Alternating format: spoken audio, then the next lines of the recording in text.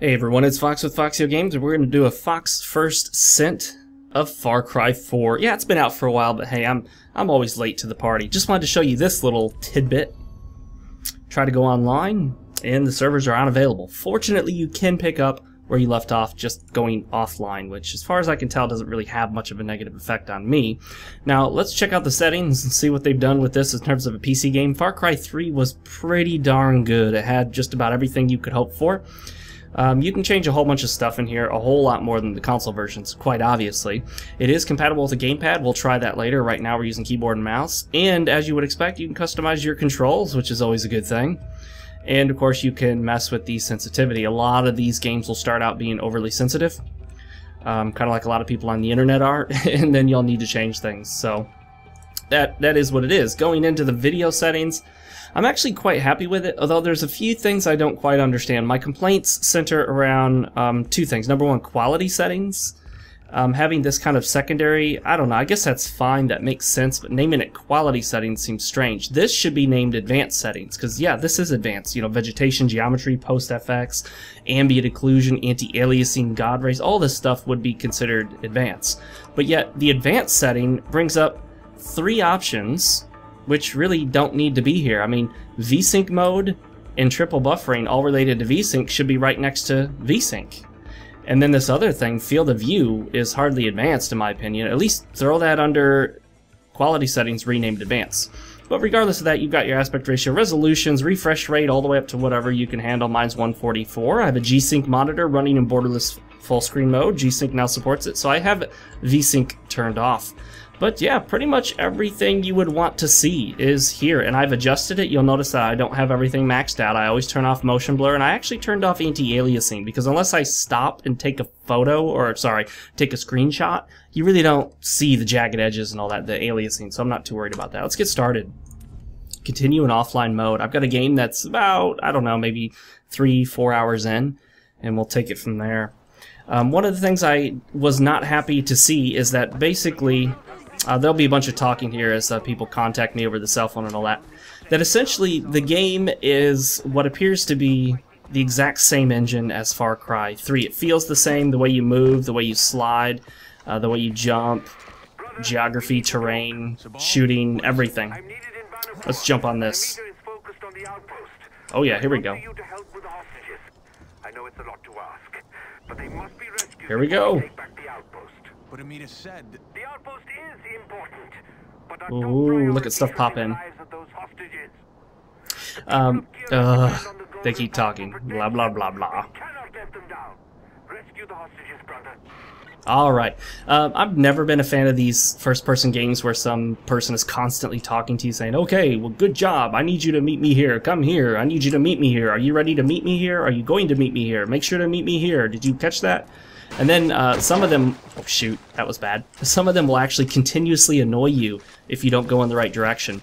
Also returning, which I can't show you at the moment, also returning is the ever annoying mission boundaries, so that if you go in the wrong direction too far, it'll actually tell you, turn around, you're leaving the mission zone, and you'll fail. You'll fail the mission instantly, which kind of sucks, but it is what it is. The graphics, I would say overall, look better, and I think that's because they started from the very start aiming for the better consoles, you know, the PlayStation 4 and the Xbox One. So when they went to the PC version, they probably had some higher resolution textures and just more detail ready to roll. A lot of these game developers will start by developing for consoles because they know that that's their limiting factor.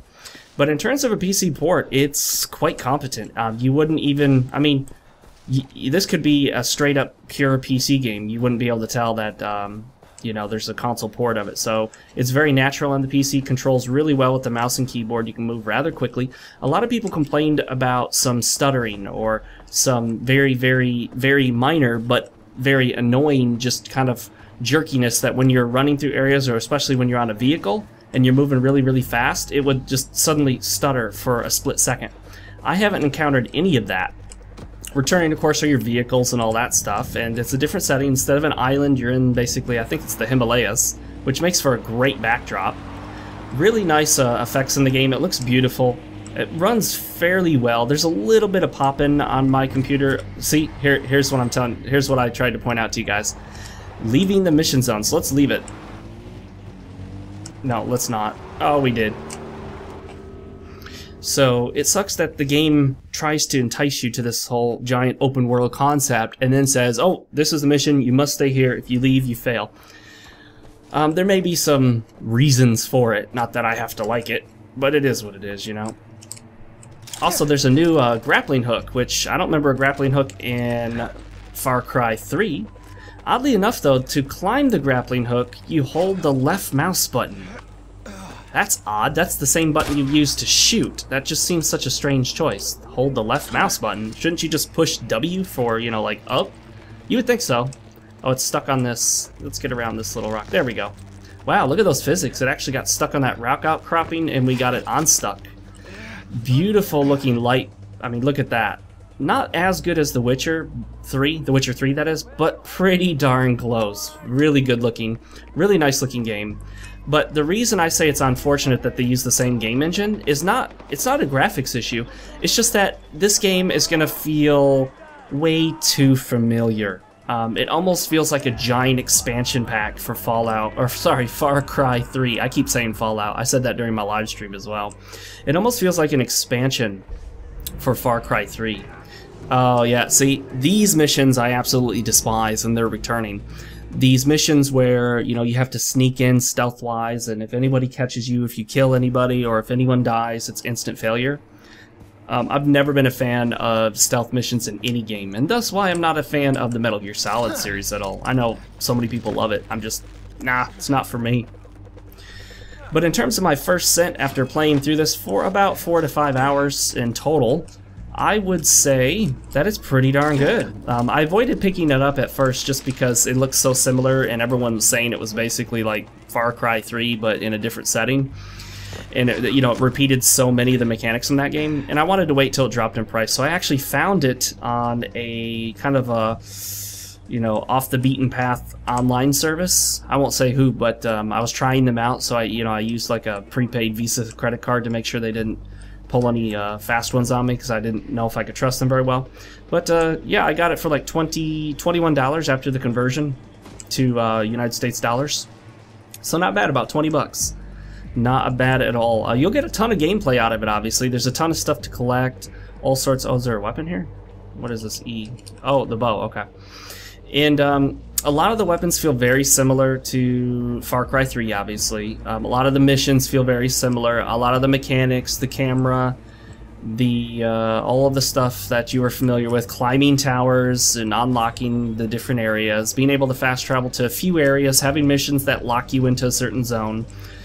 It is a very familiar game, so if you really liked Far Cry 3 and feel like you're not really done with that whole setup, that whole mechanic, the whole way that game works, and you want to play more of a very, very, very similar setup, then yeah, Far Cry 4 is definitely for you. Now, if you played Far Cry 3 so much that you just made yourself kind of sick of it and you don't want to touch another Far Cry 3 game again, you want something different, well, you're going to play a few hours into this and you're going to forget. I mean, there were moments where I almost forgot I was playing Far Cry 4 and thought maybe I was playing Far Cry 3. It just feels remarkably similar.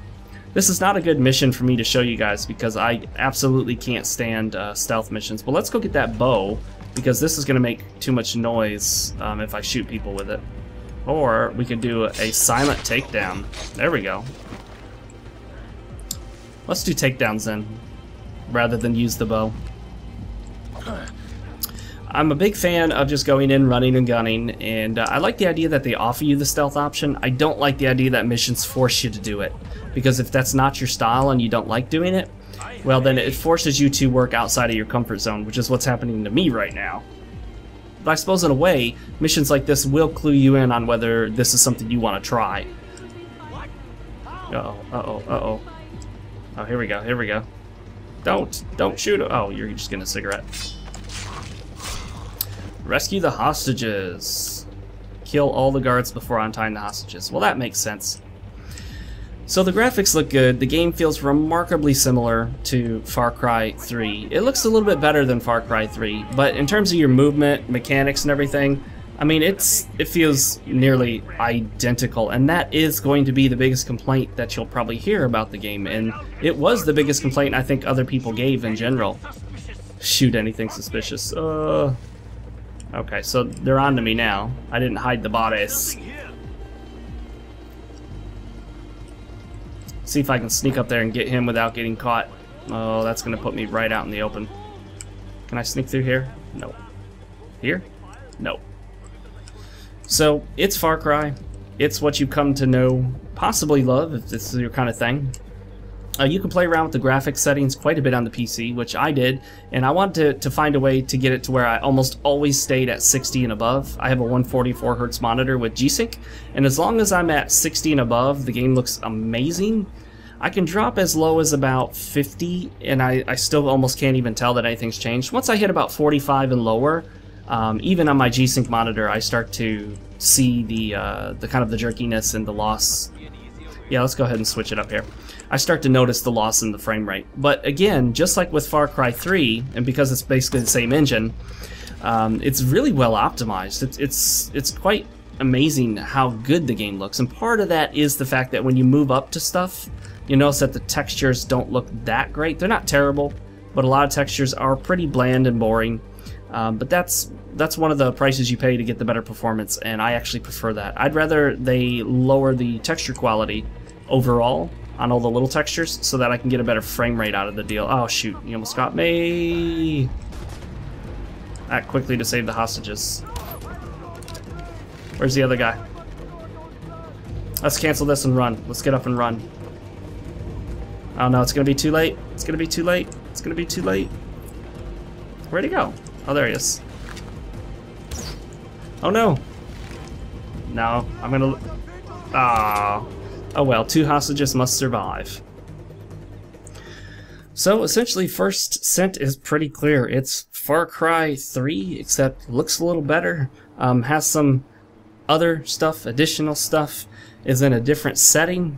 But other than that, it's pretty much the experience you've come to know from Far Cry 3, so you'll make a decision on that, on whether or not you want to take the dive into another Far Cry experience, or if you feel like, you know what, you've kind of Far Cry'd yourself out. I can say, like, for example, with Fallout 3, and I do mean Fallout 3 this time, I played Fallout 3 so much that once it came time for me to play New Vegas, it felt so similar that I only played New Vegas once and was bored. I kind of played it out, like that whole engine, the way it works, the mechanics of the game, the structure, just everything about how it's set up. So I had been hoping before the release of Far Cry 4 that they would have done something a little different, make it feel different. But again, you know, you've got essentially the same setup. You find your animals, and then you skin them, and then you upgrade, you know, your ammo pouch and your weapon holsters and all that by skinning certain animals. Looting is the same. It's kind of an annoying system where you have to hold the E key or hold the loot button, and sometimes it can be very finicky as to where you can loot something. You'll be pointed straight at it. Your reticle is pointing straight at the corpse, but you can't loot it for some odd reason. And of course, then you've got each of your towers. Once you unlock a tower, it unlocks the area around it, opens up the map. And it does everything so similarly that I almost think they just figured, hey, you know, Far Cry 3 was such a success, let's just copy it. And, you know, it is, whoa, that blew up all right. So it is what it is. As always, if you can, I recommend getting the PC version. It's going to look and play a lot better as long as you have a decent PC. You don't even need a great one, you just need a decent one. Because like I said, it's a well-optimized game, far better optimized than some really bad ports, like, say, you know, the port of Dark Souls, the original game, the first game. And that's pretty much it. Oh, the other nice thing I do want to point out to you guys, let me hit the right button here, is that in your inventory, they've done a much better job with it. Everything is more concise, it's easier to read. Take a look at the crafting inventory screen, it's a lot better. And you have 2 separate screens. You have your escape screen, which takes you merely to your interface, and then you have your inventory and sort of your menus screen where it's the in-game stuff. So again, just really well done here, much better than the first Far Cry 3, which combined both of the menus, which felt kind of odd. Like, in order to get to crafting, it would be the option right next to, you know, video settings, and so that just didn't feel right. And then in terms of skills and everything, it's easier to maneuver through. For the most part, it's easier to understand. Let's go ahead and boost that up. There we go. Now we can switch weapons and aim much faster. That's always useful. And of course, it's got the similar setup. You can either go with the tiger or with the elephant. The elephant's more of your defensive stuff and healing and all that. And then of course the tiger's your more offensive, running and gunning and takedown attacks and shooting faster or reloading faster, or, you know, all that stuff. So you got your progression. It's not just a straight up first-person shooter, which is one of the reasons I kind of like it.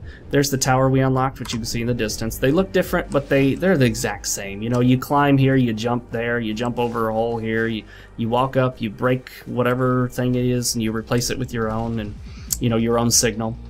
So, and then you go rescue hostages. You go basically liberate camps. I don't know what else to tell you that you probably don't already know from the Far Cry 3 experience, other than I recommend it as long as you liked Far Cry 3. I think you'll definitely enjoy it unless you've totally played yourself out. I have not completely played myself out with Far Cry 3, although, unfortunately, to play Far Cry 4 legitimately, you will have to get Uplay. I know, Uplay is Ubisoft's terrible, awful DRM service. It features things like, you know, cloud saving, which don't rely on it. Cloud saving really screwed me over with Far Cry 3. I lost about 15 hours of progress thinking that the cloud saves were going to be there for me when I switched to a different hard drive. But that's Far Cry 4 for you guys. So let me know in the comment section below, what do you think of Far Cry 4? Have you picked it up yet? Are you going to pick it up? And do you feel like it's too similar to Far Cry 3, or did you find that it did just enough different and the setting was different enough that you enjoyed playing through it at least once? I'm Fox with FoxeoGames. This has been a Fox First Scent, and I will see you guys next time.